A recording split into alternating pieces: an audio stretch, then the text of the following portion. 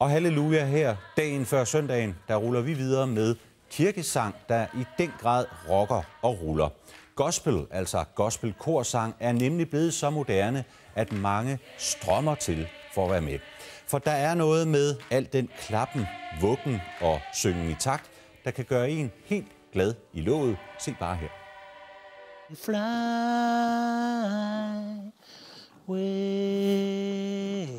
Manden her er ikke tosset. Han er bare mere end almindelig glad for at synge. En gang om ugen siger han farvel til sine dyr, stiller gummistøvlerne og kører mod Holbæk for at synge.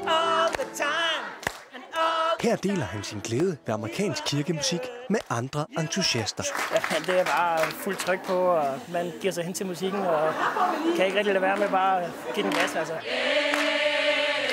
Siden gospel i 1970'erne kom til Danmark, har den fået rigtig godt tag i danskerne. Og i dag findes der mere end 500 gospelkor rundt omkring i landet. 3 timers lovsang kræver smørelse til stemmen, og selvom det kun er kaffe, der hældes i kopperne, er stemningen opløftet. Man kan blive nærmest lidt afhængig af det og komme ud og være med. Det er Frikirken i Holbæk, som ligger lokaler til koret.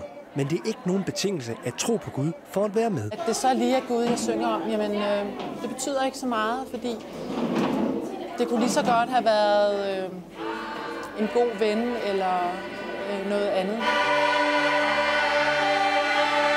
Det er tid til afskedssang. Og på denne første gospelaften i det nye år er mere end 100 borgere mødt op. Og korlederen tror, at hemmeligheden bag succesen er, at der er plads til de store følelser i gospelmusikken. Vi kan være sådan lidt tillukket som os danskere, og måske er det derfor, at gospelmusikken taler til mange. Det er fordi, at her kan man nemlig få lov til at åbne op. Ifølge entusiasterne gør en god gospelsang verden til et bedre sted. Der er der også visse bivirkninger, for når hovedet lægges på puden, kan den være svær at slippe af med. Og så ligger jeg der og kan ikke få den ud af hovedet. Og det er jo selvsagt ret irriterende. En lektie i at tale ordentligt. Vi runder lørdagens udsendelse af med en helt gratis lektie i rytmik.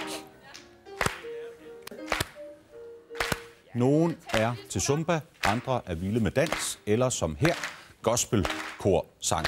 Uanset hvad, så er det altid godt at kunne klappe og finde rytme. Måske bare sin helt egen rytme.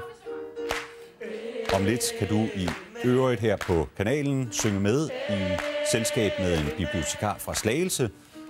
Og lige bagefter se en super Chubang-film med blandt andre Al Pacino. Fortsat god lørdag aften.